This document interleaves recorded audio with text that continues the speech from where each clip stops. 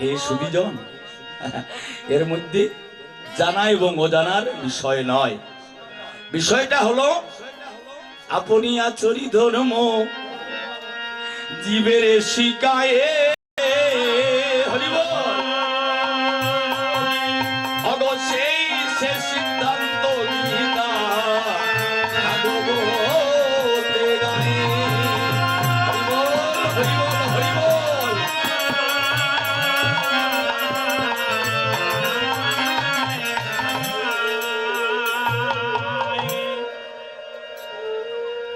গুরুতত্ত্বটা যখন এসেই গেছে তো একটু বলি।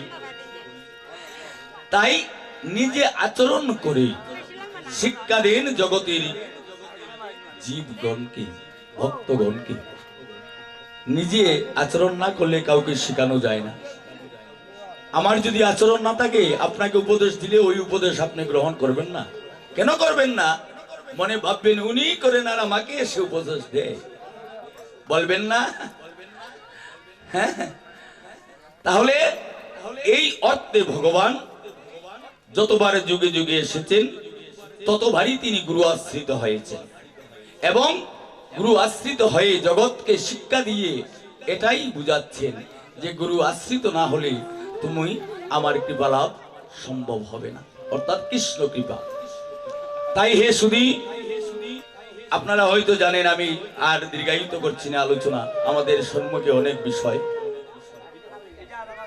যতবার সত্যযুগে ভগবানের গুরু ছিলেন, ত্রেতায়ও আমার ভগবান রামচন্দ্র গুরু আশ্রিত হয়েছেন, এটা কিন্তু শাস্ত্রের প্রমাণ হয়েছেন না?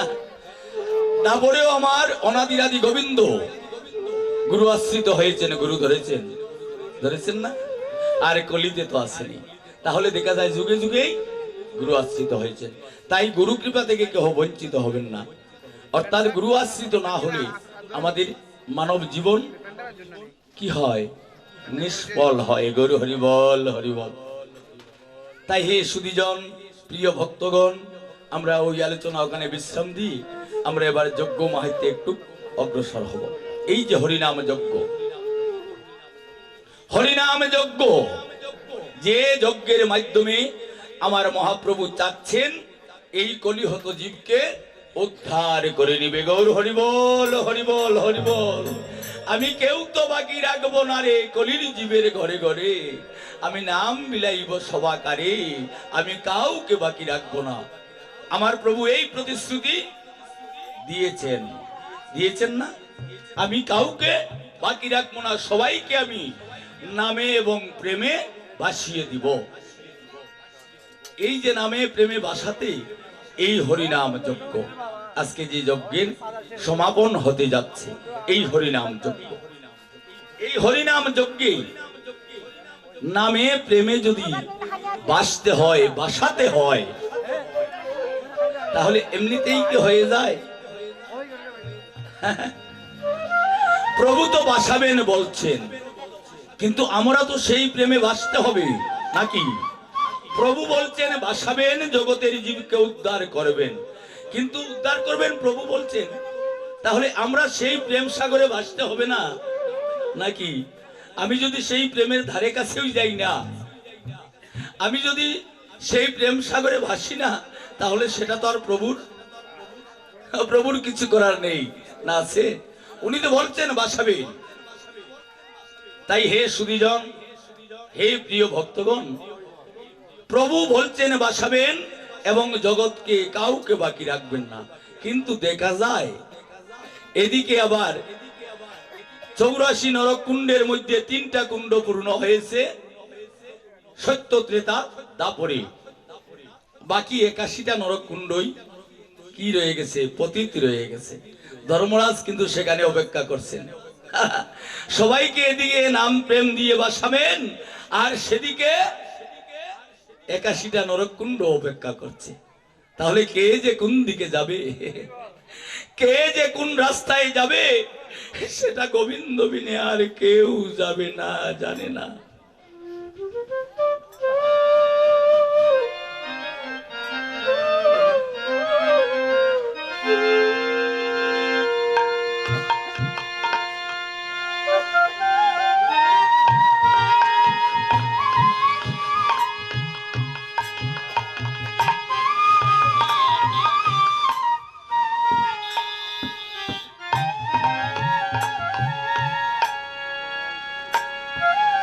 কারণ অনেক সময় নাম শ্রবণেও নাম অপরাধ হয়ে যায়, নাম কীর্তনেও নাম অপরাধ হয়ে যায়। আমরা অজান্তে অনেক সময় নাম অপরাধ করে ফেলি, বৈষ্ণব অপরাধ করে ফেলি, ভক্ত অপরাধ করে ফেলি, যার কারণে এই নামে আমাদের প্রেমের উদয় হয় না। আর প্রেমের উদয় যদি নাই হলো, জীব উদ্ধার হবার কোনো সম্ভাবনা নেই। তাই চৈতন্য চরিতামৃতে কৃষ্ণদাস কবিরাজ গোস্বামীপাদ উনি লিখে গেছেন, বলে গেছেন, নাম শ্রবণে কীর্তনে যদি না হয় তার প্রেমের উদয়ে, জানিবে জানিবে দেহে তার ভাব আছে প্রচুর। হরিবল হরিবল।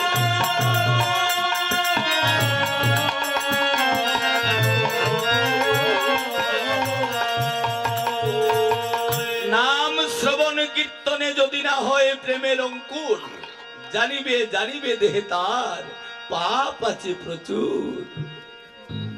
যার কারণে নাম শ্রবণে কীর্তনে প্রেম উদয় হয় না।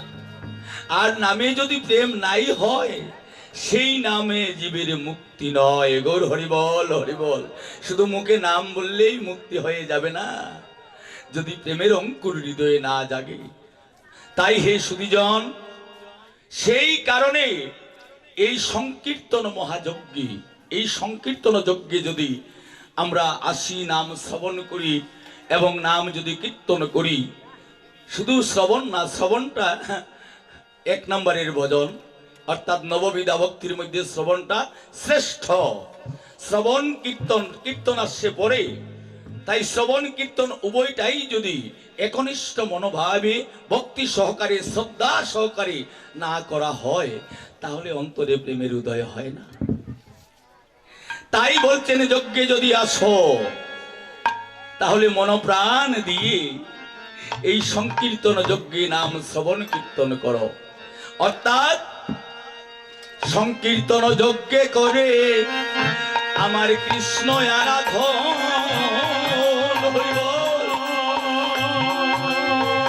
ওরে সেই তো সুবিধা পাবে রাধা গোবিন্দের চরণ। হরিবল হরিবল।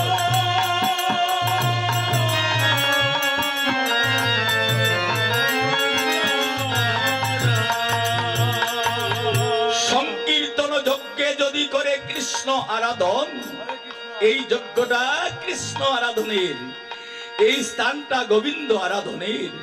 তাই বলছেন, যদি করে কৃষ্ণ আরাধন, সেই তো সুমেধা পাবে আমার রাধা গোবিন্দের চরণ।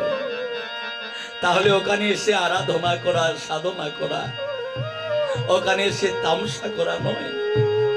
তাই মহাজনপদে বলছেন, আমরা কি করছি এই যজ্ঞে এসে, কি করছি আমরা ভক্ত সঙ্গে, কি করছি আমরা সংকীর্তনে এসে, কি করছি, আমাদের মনোভাবটা কি? তাই মহাজনপদে বলছেন, হারে অরে যে জন গৌরাঙ্গ এই সংকীর্তনে এসে, এই হরিনাম যজ্ঞে এসে যেজন নামে প্রেমে বুক বাসাতে পারে, এক বিন্দু নয়ন জল সংকীর্তন যজ্ঞে পতিত করিতে পারে, তাহলে আমার গোবিন্দ বলছেন, সেই ভক্তের কাছে আমি জন্মের মতো বাধা পড়ে যায়।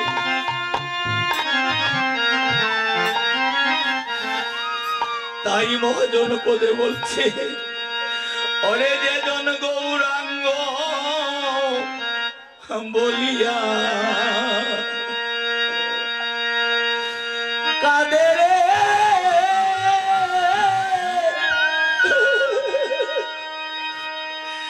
যে জন একবার গোবিন্দ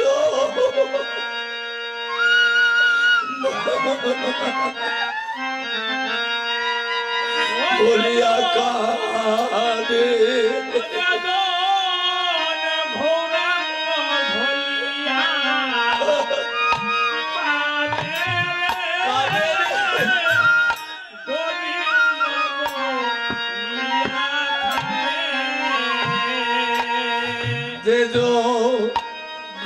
গৌরাঙ্গ বলিয়া একবার কাঁদে রে আমার গোবিন্দ বলিয়া একবার কাঁদে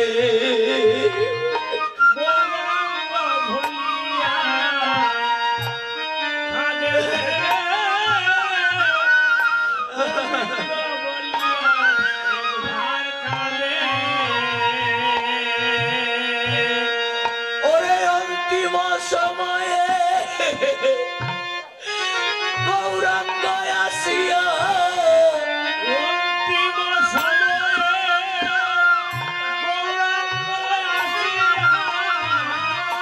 ওনার অন্তিম সময়ে হরিবল গৌরাঙ্গ আসিয়া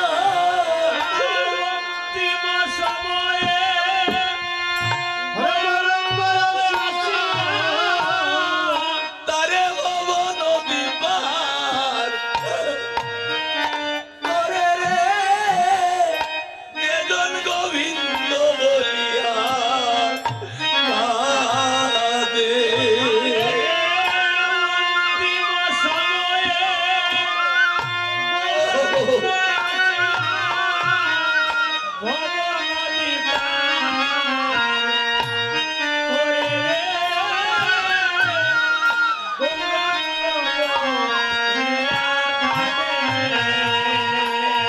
ওরে তার অন্তিম সময়ে আমার গৌরাঙ্গ আসিয়া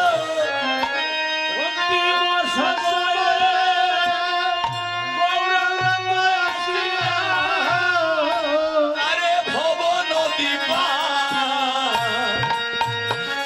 করে রে যেজন গোবিন্দ বলিয়া একদিন কাঁদে।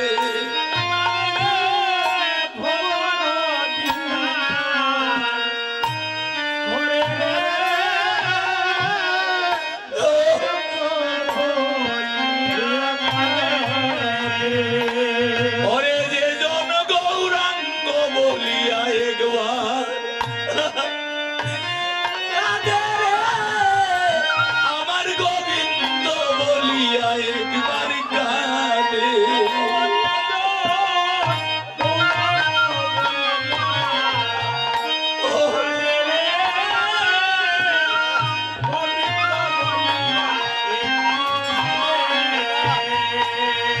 ওরে যেজন গৌরাঙ্গ বলিয়া একবার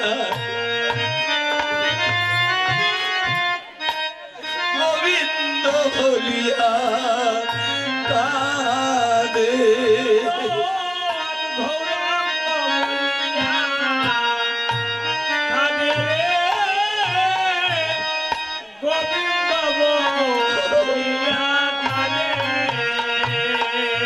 ও গোবিন্দ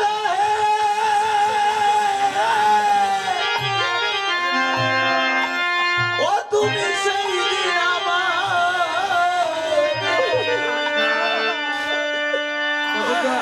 আমায় দিও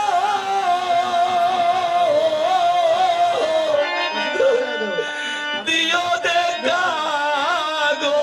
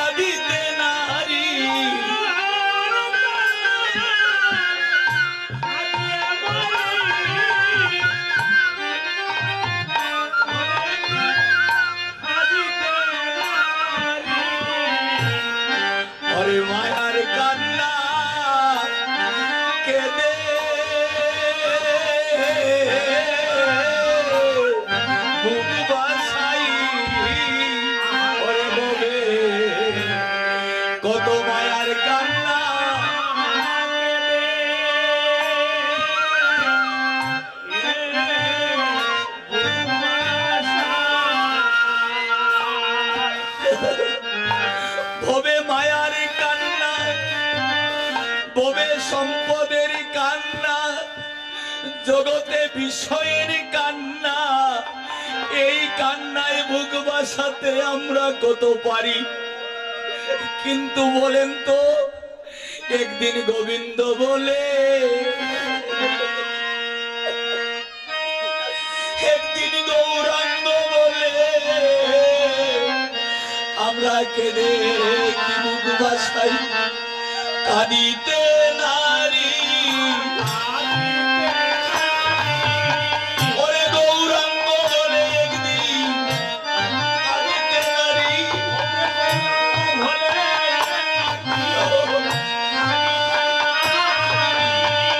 তবে মায়ার কান্না কত কাঁদিয়া মরি, গৌর বলে আমরা কাঁদিতে নারী।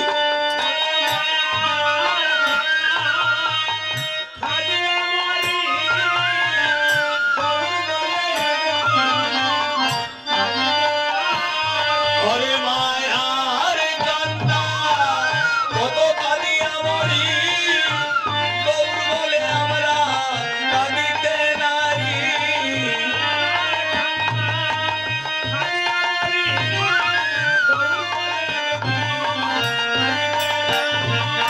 একদিন তো কাঁদিলেম না রে,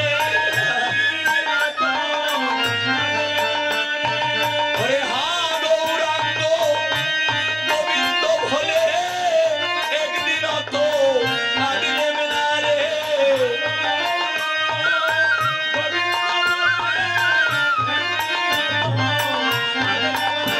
আমরা একদিন তো কাঁদিলেম না রে,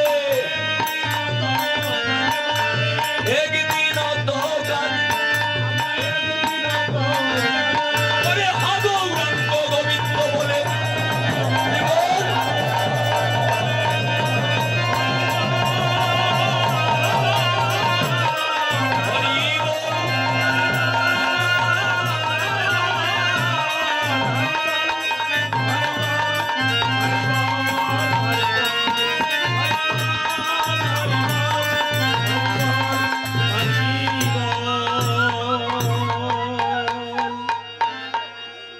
জয় নিতাই। সংসারে বিষয়ে বাসনা নিয়ে আমরা তো জীবন যাপনই করছি, কিন্তু এই শরীর জীবের ঘরে ঘরে আমি নাম বিলাইব সবাকারে, আমি কাউকে বাকি রাখবো না। আমার প্রভু এই প্রতিশ্রুতি দিয়েছেন, দিয়েছেন না? আমি কাউকে বাকি রাখবো না, সবাইকে আমি নামে এবং প্রেমে ভাসিয়ে দিব। এই যে নামে প্রেমে বাসাতে এই হরিনাম যজ্ঞ, আজকে যে যজ্ঞের সমাপন হতে যাচ্ছে এই হরিনাম যজ্ঞ, এই হরিনাম যজ্ঞে নামে প্রেমে যদি বাসতে হয়, বাসাতে হয়, তাহলে এমনিতেই কি হয়ে যায়? প্রভু তো বাসাবেন বলছেন, কিন্তু আমরা তো সেই প্রেমে বাসতে হবে নাকি? প্রভু বলছেন বাসাবেন, জগতের জীবকে উদ্ধার করবেন, কিন্তু উদ্ধার করবেন প্রভু বলছেন, তাহলে আমরা সেই প্রেম সাগরে ভাসতে হবে না নাকি? আমি যদি সেই প্রেমের ধারে কাছেও যাই না, আমি যদি সেই প্রেম সাগরে ভাসি না, তাহলে সেটা তো আর প্রভুর কিছু করার নেই না, আছে? উনি তো বলছেন বাসাবেন। তাই হে সুধীজন, হে প্রিয় ভক্তগণ, প্রভু বলছেন বাসাবেন এবং জগৎকে কাউকে বাকি রাখবেন না। কিন্তু দেখা যায় এদিকে আবার 84 নরকুণ্ডের মধ্যে 3টা কুণ্ড পূর্ণ হয়েছে সত্য ত্রেতা দাপরে, বাকি 81টা নরকুণ্ডই কি রয়ে গেছে? পতিত রয়ে গেছে। ধর্মরাজ কিন্তু সেখানে অপেক্ষা করছেন। সবাইকে এদিকে নাম প্রেম দিয়ে বাসাবেন, আর সেদিকে 81টা নরকুণ্ড অপেক্ষা করছে। তাহলে কে যে কোন দিকে যাবে, কে যে কোন রাস্তায় যাবে, সেটা গোবিন্দ বিনে আর কেউ যাবে না, জানে না।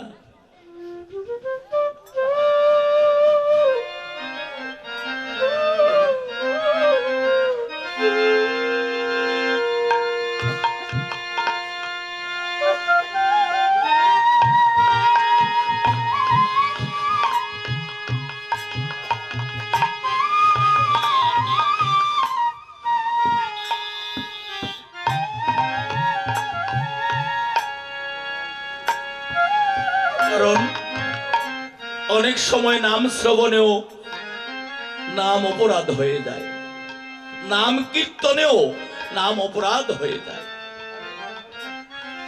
আমরা অজান্তে অনেক সময় নাম অপরাধ করে ফেলি, বৈষ্ণব অপরাধ করে ফেলি, ভক্ত অপরাধ করে ফেলি, যার কারণে এই নামে আমাদের প্রেমের উদয় হয় না। আর প্রেমের উদয় যদি নাই হলো, জীব উদ্ধার হবার কোনো সম্ভাবনা নেই। তাই চৈতন্য চরিতামৃতে কৃষ্ণদাস কবিরাজ গোস্বামীপাদ উনি লিখে গেছেন, বলে গেছেন, নাম শ্রবণে কীর্তনে যদি না হয় তার প্রেমের উদয়ে, জানিবে জানিবে দেহে তার ভাব আছে প্রচুর। হরিবল হরিবল।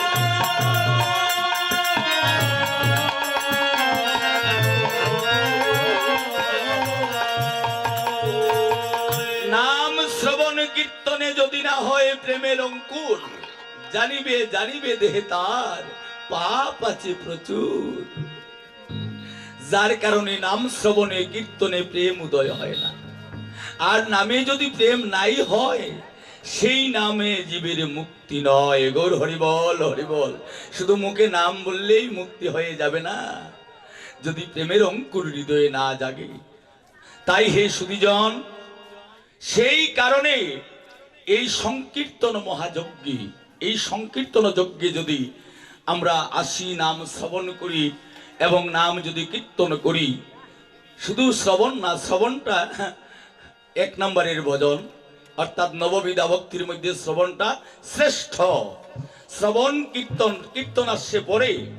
তাই শ্রবণ কীর্তন উভয়টাই যদি একনিষ্ঠ মনোভাবে ভক্তি সহকারে, শ্রদ্ধা সহকারে না করা হয়, তাহলে অন্তরে প্রেমের উদয় হয় না।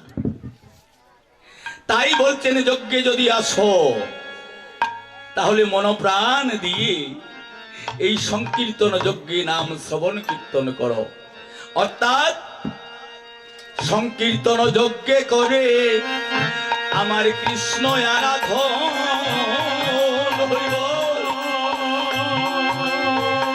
ওরে সেই তো সুবিধা পাবে রাধা গোবিন্দের চরণ। হরিবল হরিবল।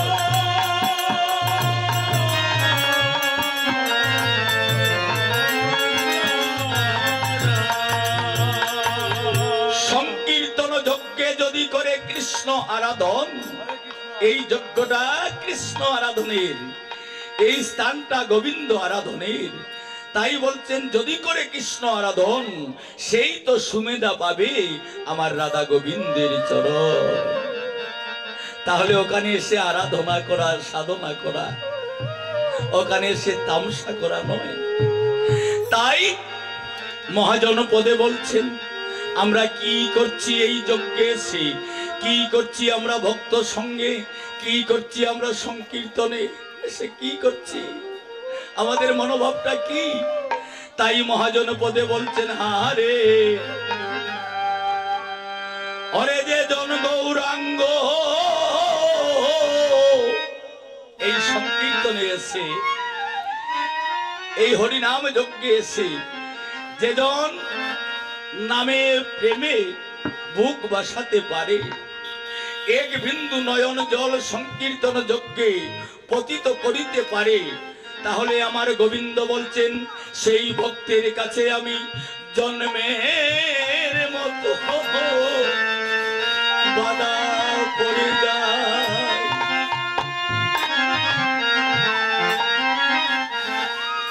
তাই মহাজনপদে বলছে, ওরে যে জন গৌরাঙ্গ বলিয়া কাদের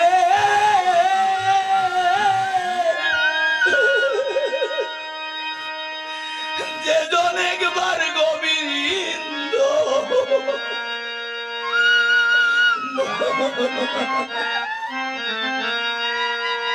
বলিয়া কাঁদে,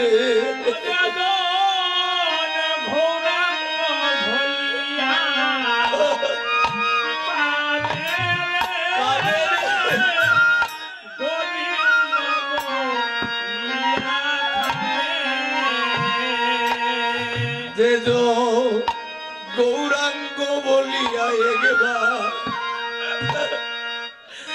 কাঁদে রে আমার গোবিন্দ বলিয়া একবার কাঁদে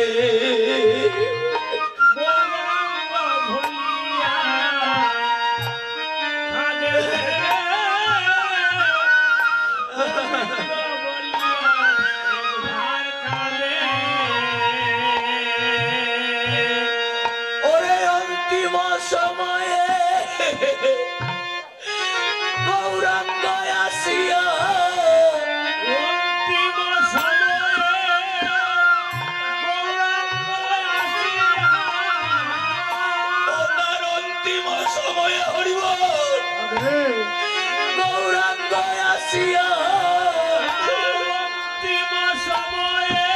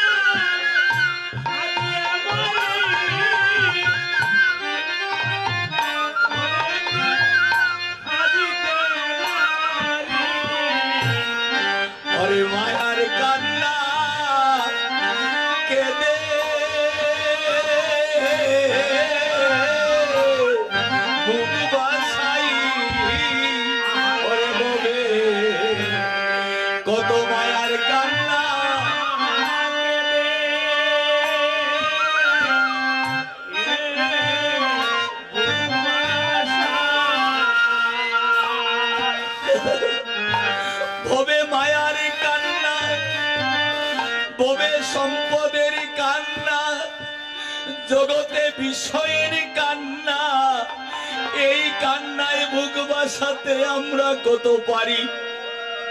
কিন্তু বলেন তো, একদিন গোবিন্দ বলে, একদিন গৌরাঙ্গ বলে, আমরা কেঁদে কি বুক বাসাই, কাঁদিতে নারী। ওরে গৌরাঙ্গ বলে একদিন কাঁদিতে নারী।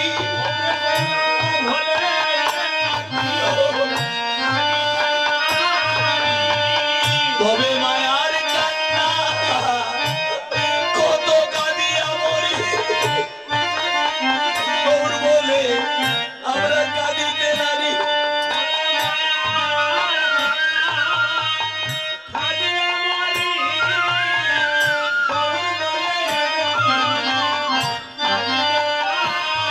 ওরে মায়ার কান্না কত কাঁদিয়া মরি, গৌর বলে আমরা কাঁদিতে নারী।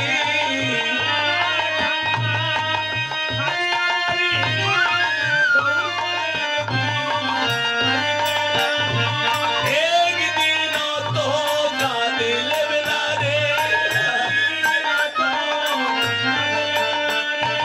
ওরে হা গৌরাঙ্গ গোবিন্দ বলে একদিন তো কাঁদিলেম না রে।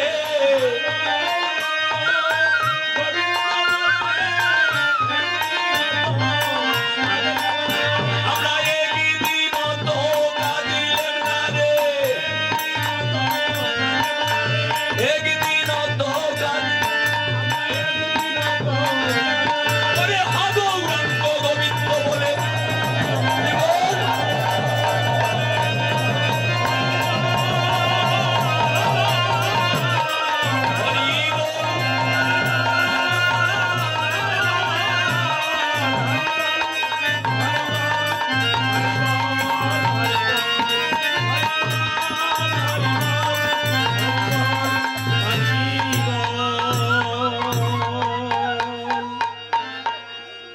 জয় নিতাই।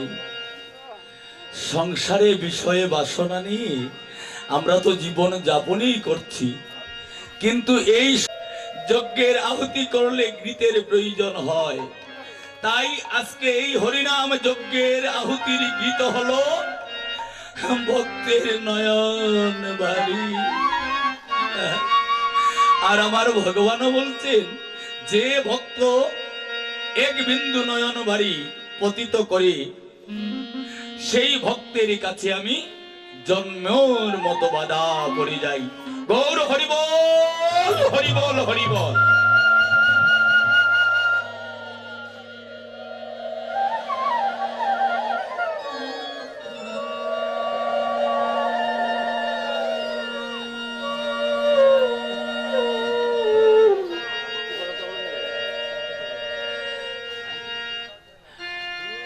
জয় নিতাই, জয় গৌর হরি।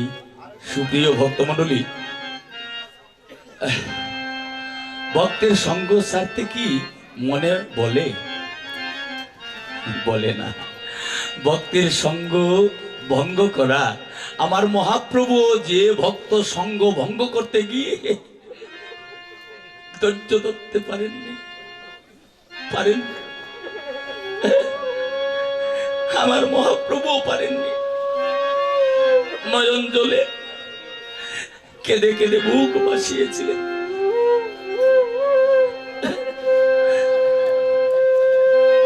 তাহলে আমরা কেমন করে ভক্ত সঙ্গ ভঙ্গ দিতে পারি? কিন্তু মনে তো মানে না। তারপরেও সময় বলে একটা বিষয় রয়ে গেছে।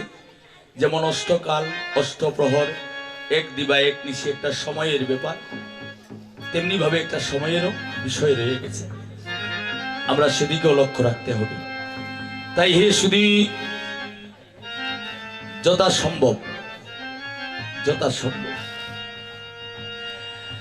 তাই হে শুধু আজকে যজ্ঞের পূর্ণ আহুতি হবে। আমি বলেই তো দিলাম যে ভক্তের নয়ন বাড়ি যজ্ঞের কি আহুতির গৃহীত হয়। তাহলে আরো বিষয় রয়ে গেছে, যজ্ঞের কাষ্ঠের প্রয়োজন হয়, আহুতির কাষ্ঠের প্রয়োজন হয়, অগ্নির প্রয়োজন হয়, এই সবগুলা কোথায়? মহাপ্রভু তো ওখানে আয়োজন করেননি, এইসব পাবেন কোথায়? তাই আমরা মহাজনী পদে যাচ্ছি। জয়রাধে। দেখি মহাজন কোন সিদ্ধান্ত দিয়েছেন। অরে দেখনি তাই চাঁদে করুণা, আরে দেখনি তাই ফুলের বাবু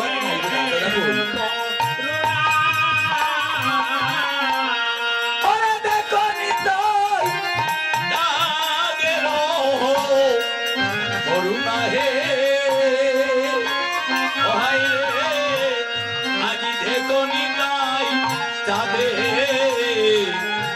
করুণা।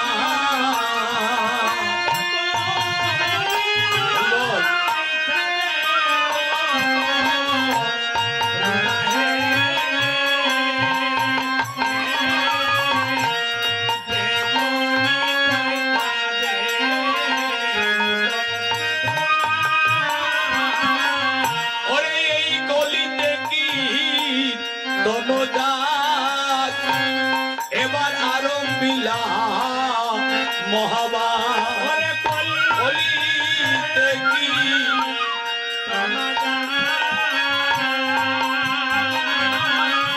আরম্ভিলা মহাবান।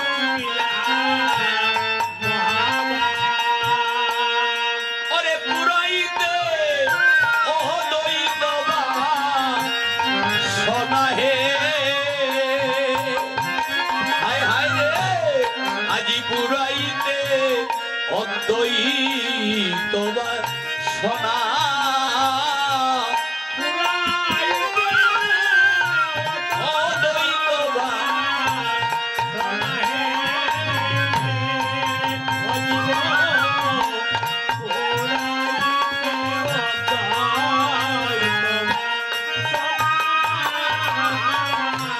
এই যজ্ঞের শ্রীয় দ্বৈত যজমান আর শ্রীবাসালয় যজ্ঞের স্থান দ্বৈত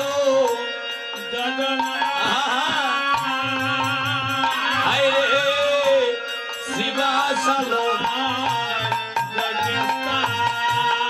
ওরে আমার যজ্ঞেশ্বর আপনে শ্রী হরি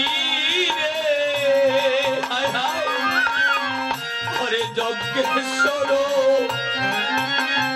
আপনে শ্রী হরি আপনে শ্রী হরি রে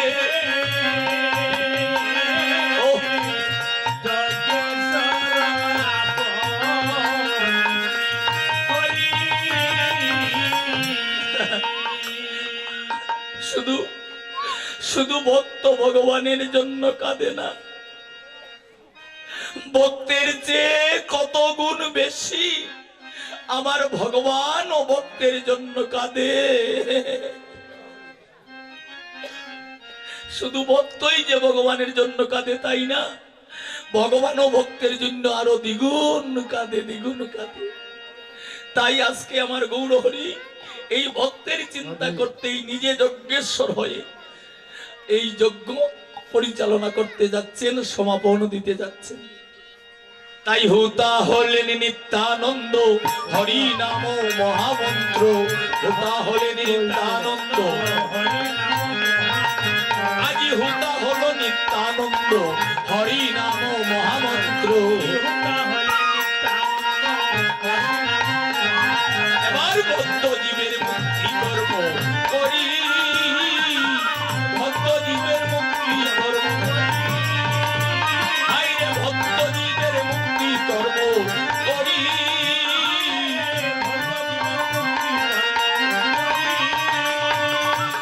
হুতা হলেন যজ্ঞের নিত্যানন্দ। হুতা মানে উদ্যোক্তা। আর এই যজ্ঞের মহামন্ত্র হলো হরিনাম। তাহলে আমরা মন্ত্র পেয়ে গেলাম, যজ্ঞের স্থান পেয়ে গেলাম, যজমান পেয়ে গেলাম, হুতা পেয়ে গেলাম, যজ্ঞেশ্বর পেয়ে গেলাম। এবার যজ্ঞের আহুতির কাষ্ঠের প্রয়োজন। আর কি প্রয়োজন? অগ্নির প্রয়োজন। এবার আহুতির কাষ্ঠ এই যজ্ঞের কে? তাই মহাজন পদে আসছে, মহাজন পদে আসছে, ওরে শ্রীবাসাদি কাষ্ঠগণ আর প্রেমবিত সিঞ্চন। ওরে শ্রীবাসাদি কাষ্ঠগণ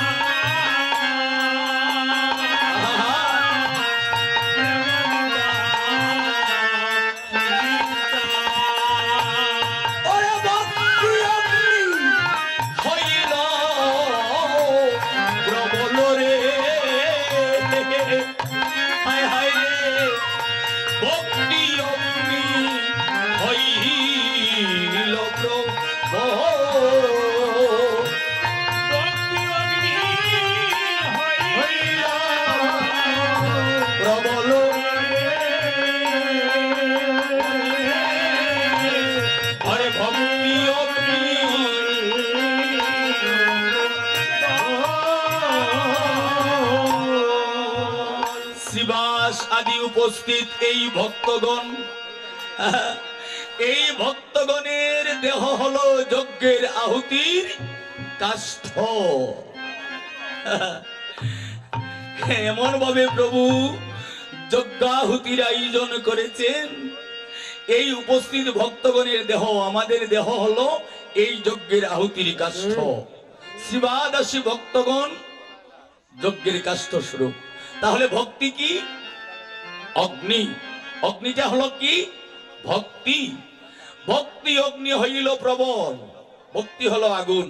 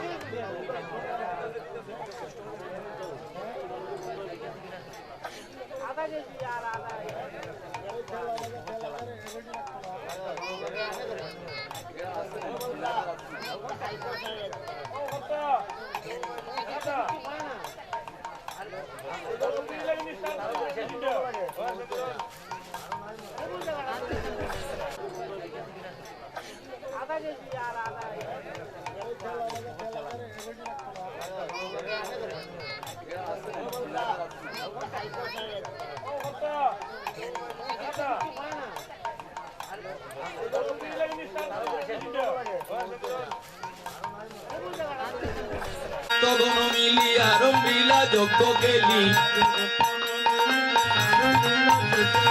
নবদ্বীপে হইল হে নগরটা,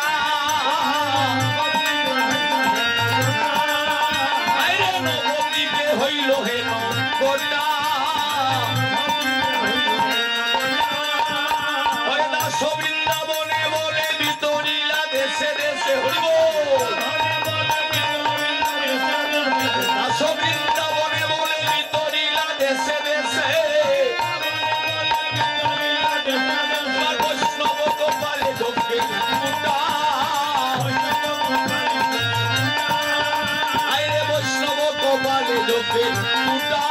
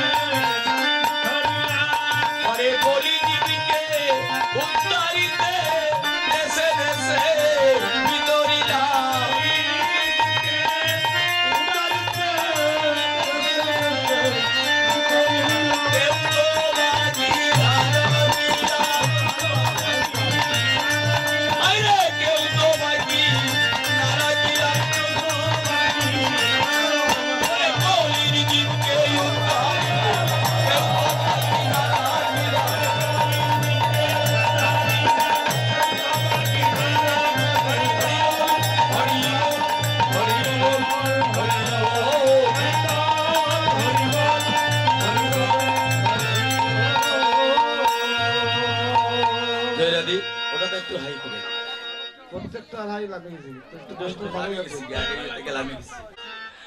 এই মুকুন্দ ঘোষ যিনি নিত্য গোপীনাথের সেবা দিতেন প্রতিদিন, ওনার প্রতিষ্ঠিত ইষ্ট দেবতা ছিলেন গোপীনাথ, মানে কৃষ্ণেরই আর একটা নাম গোপীনাথ। উনি গোপীগণের নাথ, তাই ওনার নাম গোপীনাথ। গোপীনাথের সেবা দিতেন মুকুন্দ ঘোষ, ওনার ইষ্ট দেবতা, প্রতিদিন নিয়ত দিয়ে যাচ্ছেন। একদিন উনি ভাগবতী আলোচনায় ভক্ত সঙ্গে বৈষ্ণব সেবায় যাবেন একটু দূরে, তাই সময়টা খুব কম, তাই তিনি গোপীনাথের সেবাটা দিতে এমন সময় ওনার হাতে নাই। তাই তিনি ওনার স্ত্রীকে ডেকে এনে বলছেন, ওগো প্রিয়া, প্রিয়া গো, আজকে আমার ছেলে রঘুনন্দনকে দিয়ে গোপীনাথের সেবাটা সম্পূর্ণ করো। আমি যাব বৈষ্ণব সেবায় ভাগবতীয় সঙ্গে, তাই আজকে আমি গোপীনাথের সেবাটা দিতে পারছি না, তুমি আমার ছেলে রঘুনন্দনকে দিয়ে দাও। এই বলে মুকুন্দ ঘোষ চলে গেলেন।